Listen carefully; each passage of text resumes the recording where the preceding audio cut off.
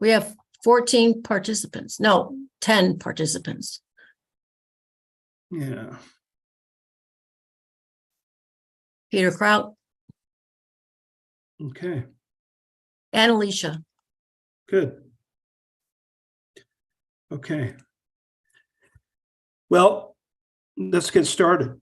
I'm Mike Dyer. I'm the Public Safety Director for the City of Calabasas, and I'd like to welcome all of you to the Calabasas Community Fire Season Briefing.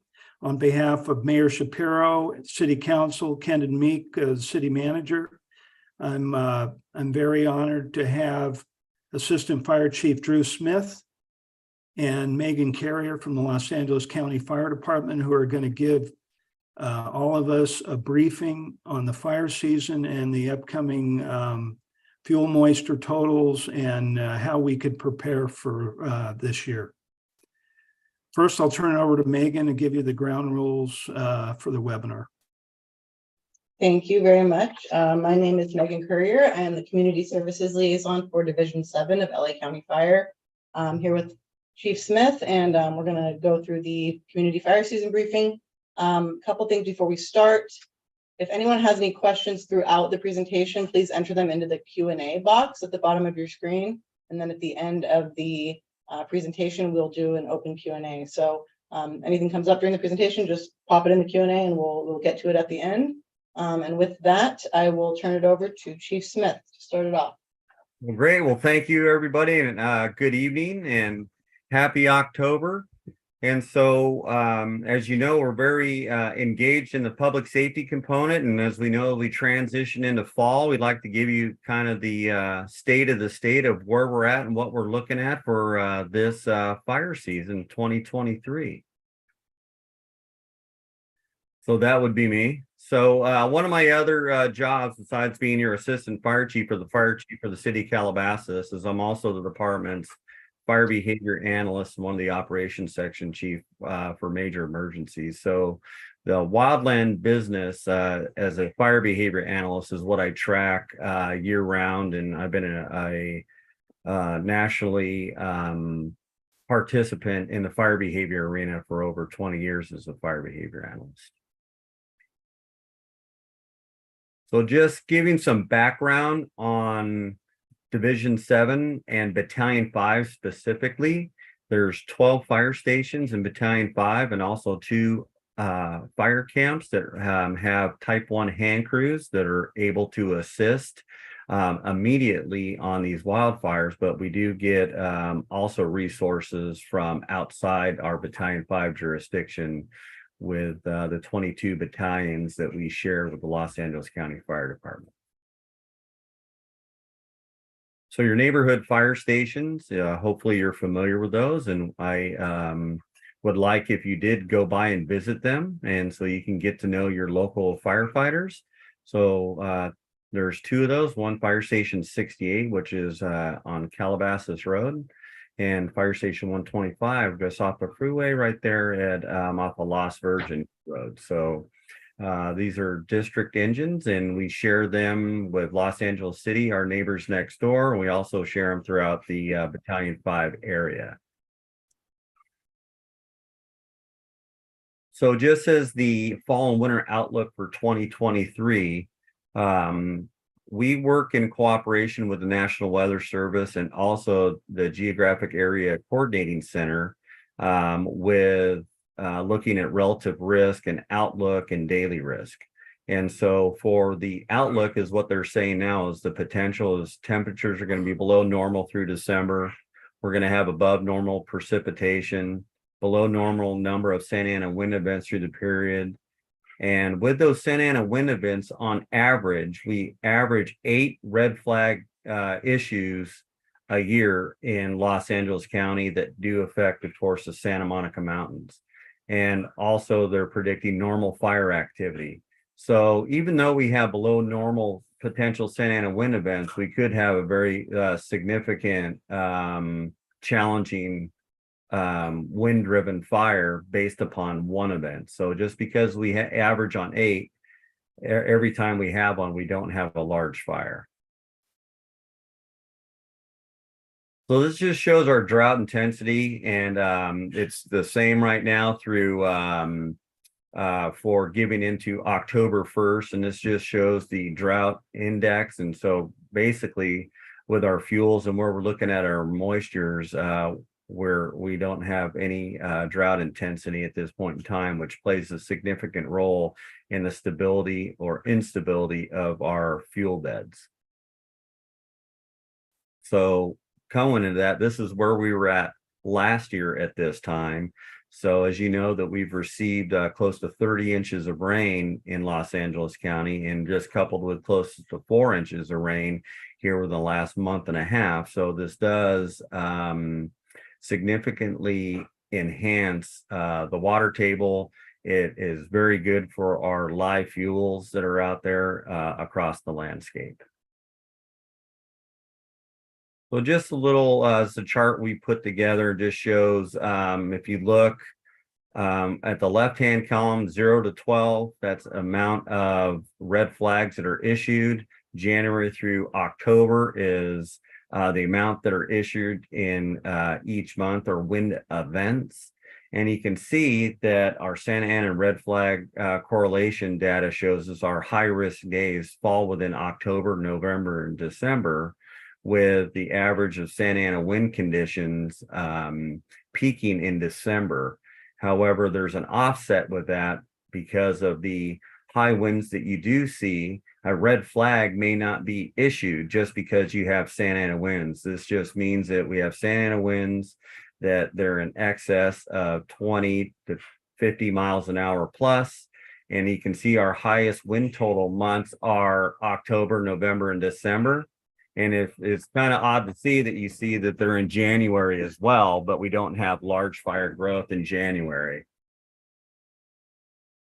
So thresholds for a high risk day, we target and do a lot of sampling, and we look at this relative danger index every day. So you know, as you drive around the areas, you see today's fire danger, you see Smoky Bears as low, moderate, high, very high, and extreme.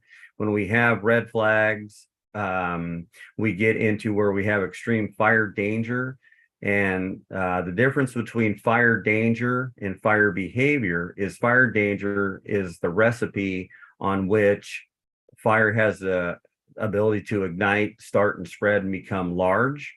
And fire behavior is how, under those environmental conditions, that weather, how is it reacting across the landscape? So things that we look at daily, we have live fuel moisture contents that we look at, and we know when live fuel moistures get below 75%, our dead fuel moistures are at 7% or less, and we have wind speeds greater than 35 miles an hour, and then we have a burning index of 191 or greater. We have the right recipe to produce a fire within the first 4 hours of 8,000 acres or greater. And the average fires that happen in the Santa Monica Mountains routinely get to 25,000 acres over the course of the week that a fire usually goes.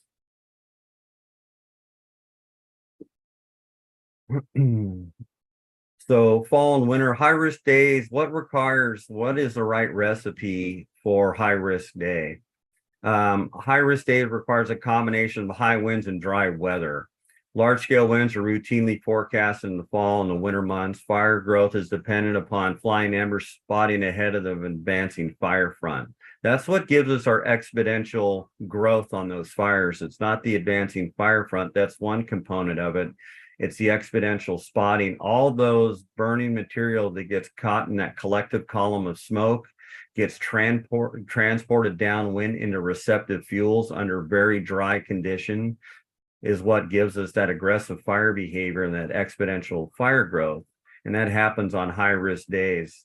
Fires in October and have the potential of 10,000 acres plus routinely, especially if it has less than 2 inches of rainfall before the fire starts.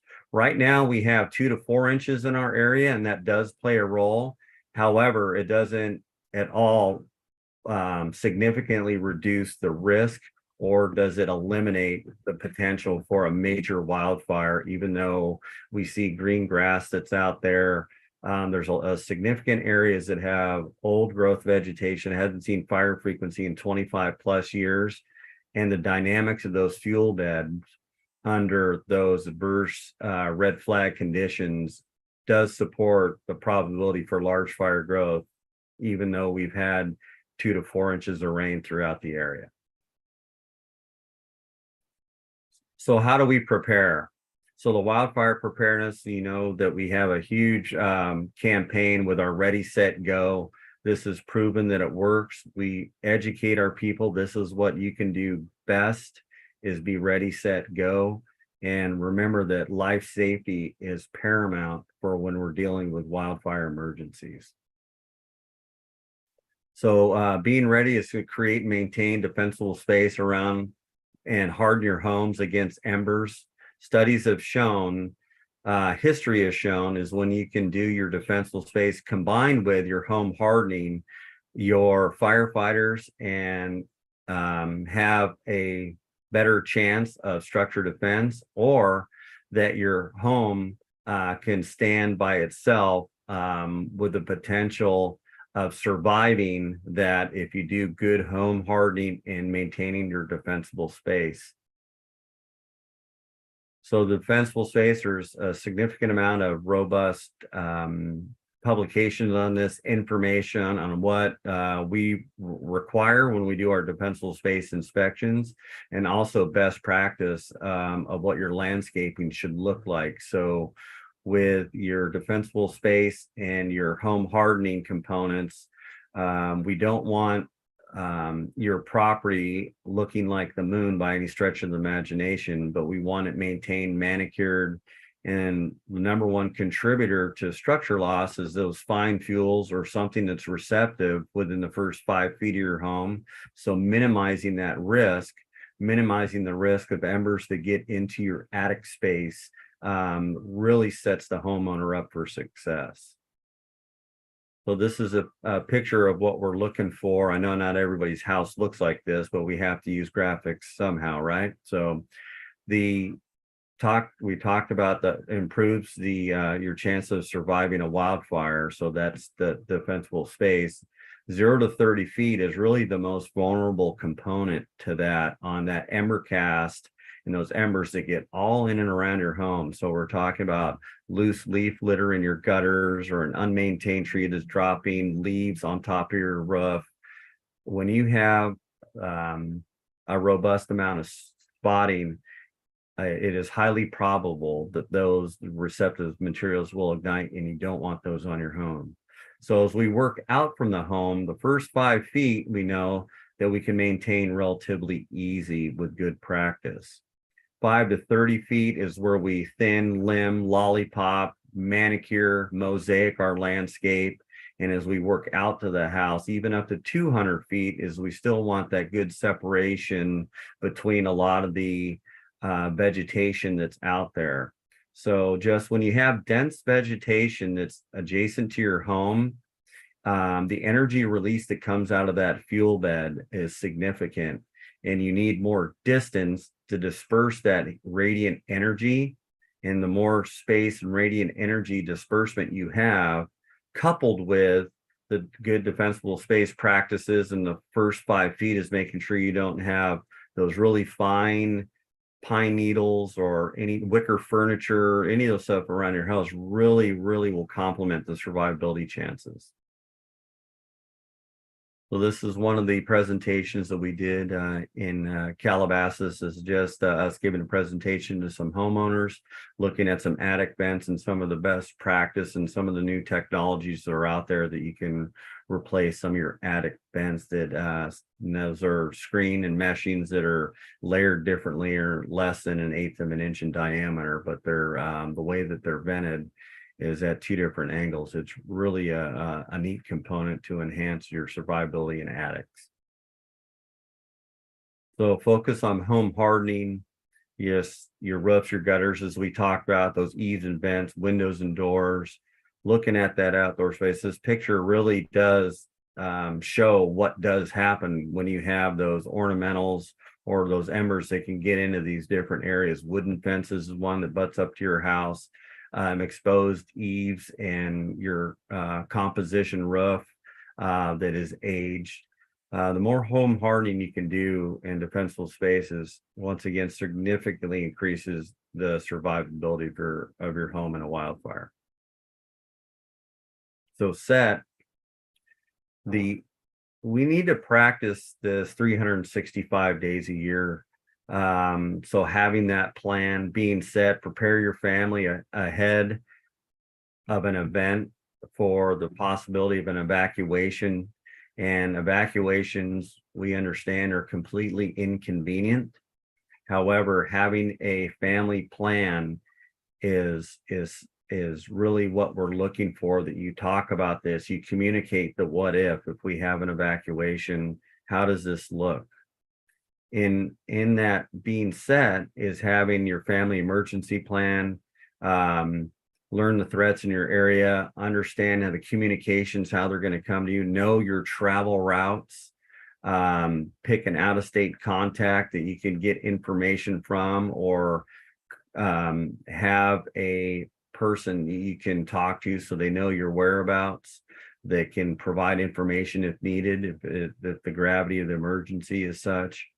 Know how to shut off your utilities, know emergency policies of schools and care centers, safe spots to take cover. And that could be because we have a shelter in place order rather than an evacuation order or a warning. So knowing safe spots to take cover within your home might be a bathroom. It might be the kitchen. Everybody knows their house, because there could be a time to where we can't evacuate you safely. And what I mean by that is, when we do evacuation, we do that based upon time and the distance of travel of a wildfire. So fires that we do have, depending on the magnitude of the fire, sometimes it is a lot safer option for us to put engine companies and fire resources into the community for the structure defense and the life safety mission than it is to get people to populate the roads, trying to navigate those road systems in dark, smoky conditions. And we don't want that vulnerability of people on the road system. So also have your insurance policies and your coverage stuff. So however you work that with saving that and having that, and practice your family plan twice a year on, if we have an evacuation order, that you grab your stuff, that you can transition to where you're going to go. Also think about your emergency supply kits. And that's where we want people to have on hand water for 3 to 5 days, food, first aid kit, radio, batteries, medications, of course, money that you're going to need, important documents, having clothing. The reason we bring sturdy shoes, or talk about sturdy shoes, have shoes that are wearable, that you can navigate if you have to walk, for that comfort and convenience. Have small supply of tools, and please remember that everybody's going to need those sanitation and hygiene supplies. So we have a lot of great publications. So the County of Los Angeles Emergency Survival Guide, the Family Instructions for Rapid Escape, and also the City of Calabasas Emergency Preparedness Guide. There is a lot of resources made available. And I like to say this is useless information unless you know how to make it useful. So please make it useful. Take the time to read this, to come up with your family plan, and to talk about what do we do in case of a major emergency. So go. Take the evacuation steps necessary to give your family the best chance of surviving a wildfire. And so when we do an evacuation order, go means go to us.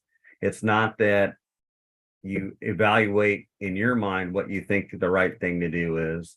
Do you call somebody and say, hey, how bad do you think it is? Are you seeing anything on the news? We're in an evacuation room, but I don't see smoke. I don't see anything. Remember, once again, everything we do in the course of an evacuation need, whether it's a shelter in place, a warning, or an order, is time. time associated for us to get you to a safe location with not being compromised on a road system. So as I talked about the spot fires and what they look like, this is a picture of something that's 2 p.m. It looks like 2 a.m. And this is what the road systems could look like. And we don't evacuate people when the road systems are engulfed in fire, if you will, or it has an advancing fire front that's going to jeopardize your safety on a road. That's why we put time as a key factor on making a decision for an evacuation need. So leaving early to give your family the best chance of surviving. This helps your firefighters keeping the roads clear, congestion. It gets dark. People take matters into their own hands when they're panicked or that things are unclear to them. Also remember, if you wait too late, you can have a significant amount of smoke that impacts your logic and rational thinking when you have fear coupled with a significant amount of smoke. So please leave when we ask you to leave. And we know that once again that on the evacuation it is a big deal to us, but we also want to keep you and your family safe. So planning for evacuation routes, we can't ever give you the exact route that we want you to go a week ahead of time or practicing. We need you to practice knowing your road system. So when we do an evacuation order, we can be as orchestrated as possible on directing people to a safe location. We don't want people to take matters into their own hands, knowing that they know a quicker route, a safer route, something they don't know what they're doing. This is better. Is that we want you to know multiple evacuation routes so you're identifiable those roads. And just remember, after a fire goes through, there's significant infrastructure compromise. As is the Woolsey fire, there was significant infrastructure compromise that if you wait too late and an order was given, that you lost that time and you don't get that go back time. And so please leave when you're instructed to, and know your escape routes and take the direction of law enforcement, which will be orchestrating the evacuation route. So looking at the Santa Monica Mountains, that we have zones within the Santa Monica Mountains. And so this zone concept is geolocations for us to have these zones so we can look at and pick where a fire is going to be or emergency is going to be. So with your fire department, your law partners, we can geolocate if we do an evacuation, such as in Calabasas, which is identified as CAL, then it has a 400 number. It's very clear that we can all be on the same sheet of music for if we do an evacuation order, let's just say for Calabasas, C407, 406, 405, those will be highlighted. We will know, and all the first responding agencies have clarity rather than we want to evacuate north of, south of, west of, east of. This gives us a zone concept really to identify and be more efficient on the evacuation need. So looking at the Calabasas zones, so C401 through 415, and these are done in conjunction with the city of Calabasas, identifying these zones through the neighborhoods, road systems. A lot of intelligence goes on with fire spread vulnerabilities on how they're going to be put together. So please know your zone. That information will be made available so you can know your zone. And it's highly encouraged that you become familiar with the zone concept, and also the ability to know how to get to the portal, if you will, to look at the zones and what they're affecting, what information is there.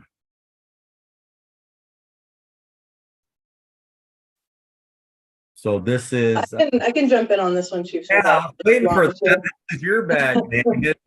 Well, I can go through the zones for you, since she is, I just drew the boxes. She knows what it means. So I'll hop in and just kind of go over. Chief Smith mentioned knowing your zone, which is a very important part of the whole zone concept, because if we don't utilize them, then what's the point? So as he talked about before, LA County, it was a collaborative effort between LA County OEM, fire, sheriff, the cities and the communities to build these zones. And basically, we started out with the very high fire hazard severity zones of LA County. Eventually, this evacuation zone map is going to encompass the entire county. But we were the very first ones here in the Santa Monica Mountains to kind of go live with our zone. So this website at the top here called protect.genesis.com, that's the website that the platform that hosts our emergency evacuation map. So if you go to this website, you can figure out which zone you live in, and then during an incident, you'll be able to get real-time information about what's going on within your zone. So before an incident occurs, you should go to this site, protect.genesis.com, enter your address into the search bar, or hit the location button, and then a pin will appear over your address on the map, as you can see in the slide.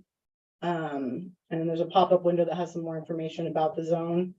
Then if you bookmark this page and then also write down your zone number and place it somewhere where you be able to find it, like on the refrigerator or by the door, then during an incident, you'll be able to quickly access and know what's happening. You also should make sure that you're signed up for all of the alerting systems before an incident occurs. So Alert LA County or the City of Calabasas alerts, which I think is Blackboard Connect. And then during an incident, so once you have all of your pre-incident stuff done, during an incident, public safety agencies, fire and law will change the status of these zones in the system. So then when you go back in and visit this website, it will tell you exactly what you need to do, along with the notifications that are sent out in conjunction with this. And then, so the evacuation zone map is just one piece of our whole alert notification system. It's a toolkit, and so they're all meant to amplify and complement each other, because we know that there's no one system or one notification that works for everyone. So we're working to build our capabilities and make them broader to make sure that everybody can be informed. And we basically want people to build redundancy in their alerts so that in case one of them fails, then we will still be notified during an incident. So that's why if you visit ready.lacounty.gov/emergency notifications, then you will be able to learn more about that. Then we have all of our various types of incident alerts and notifications that you can couple with the evacuation notices. We discussed Alert LA County and the City of Calabasas. They have their Blackboard Connect system. And so if there's a disaster or an emergency in your area, these systems can call you, text you, send you an email, let you know that there's an emergency happening. And then on the screen, we also have the Pulse Point app, which is an app that you can download that will notify you if we've been dispatched to an incident.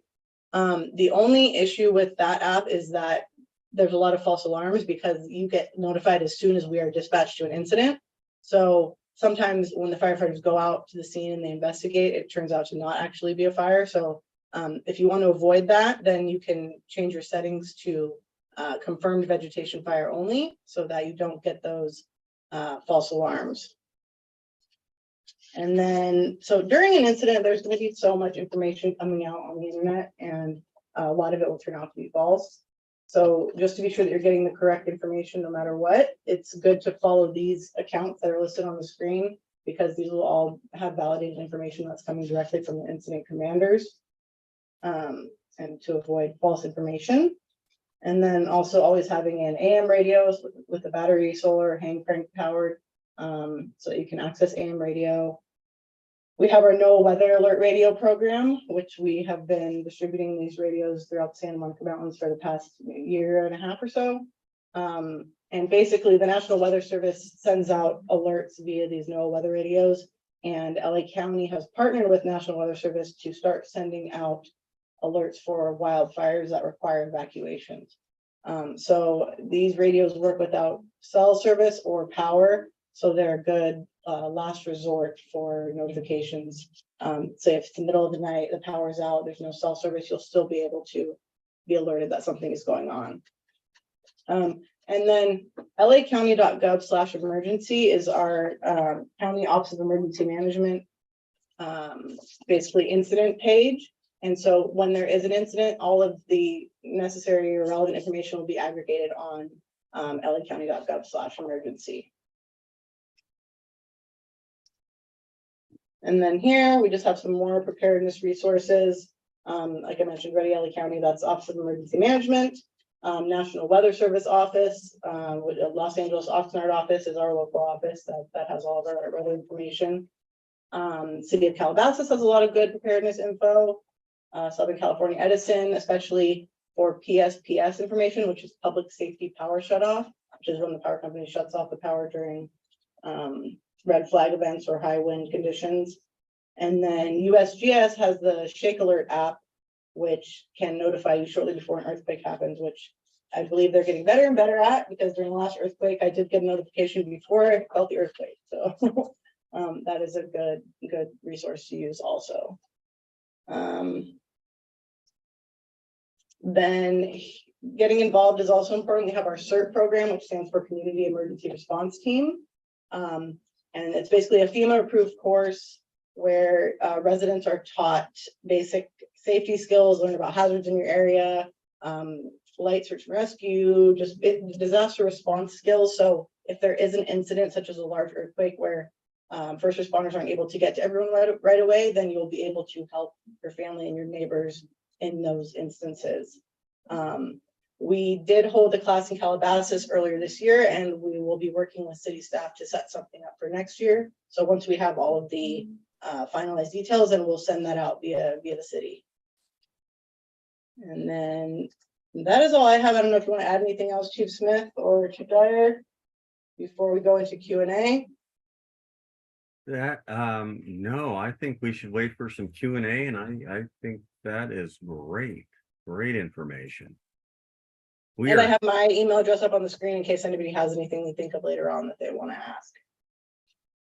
Anything you want to add, Chief Dyer? No, I think I want to say thank you to both of you. Thank you to the city council for supporting us. I think this is an ongoing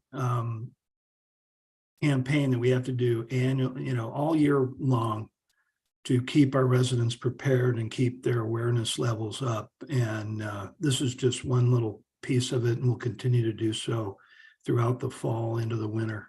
The winter we may have, this is El Nino coming, we may have rain after this, unprecedented rain. Anyhow, let's go to the questions, if there's any. So I don't see any questions in the Q&A function yet, but we can probably wait a couple more minutes and see if anybody has anything they want to add.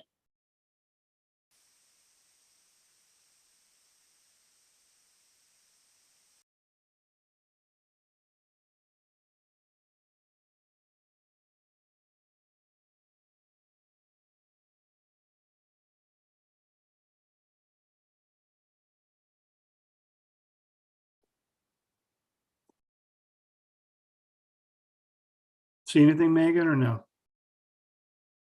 No. Not yet. Okay.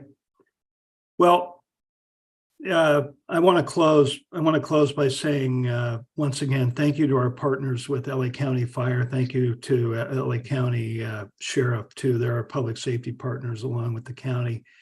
And thank you to the City Council, the Mayor Pro Tem, City Council, and the City Manager for supporting public safety and emergency preparedness.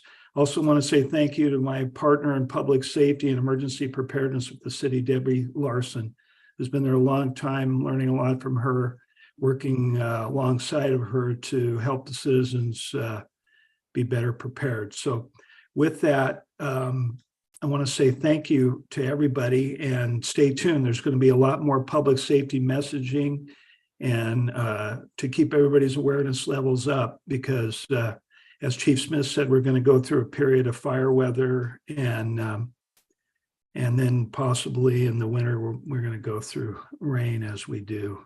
And never mind, we are going to have a big earthquake preparedness drill at the city hall between our staff, and just kind of get ourselves prepared. You know, the earthquake may slip in there somewhere too. So anyhow. So someone did type in a question. Oh, good. Okay. Yeah, but they basically just want to know when the recorded version will be available. But I believe that it's being streamed on YouTube currently, so it should be available on YouTube right now, correct?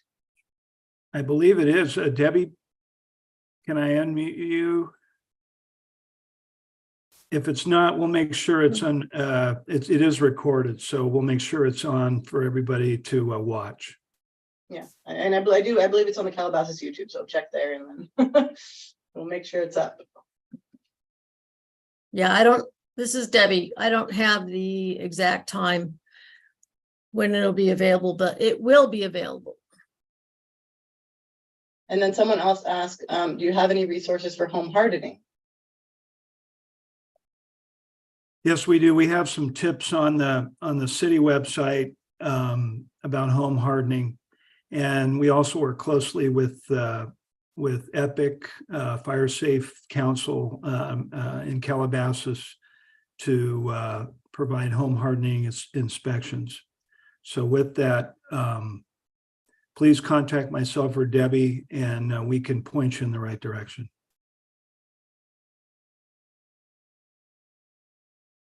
Anything else, Megan? That was it.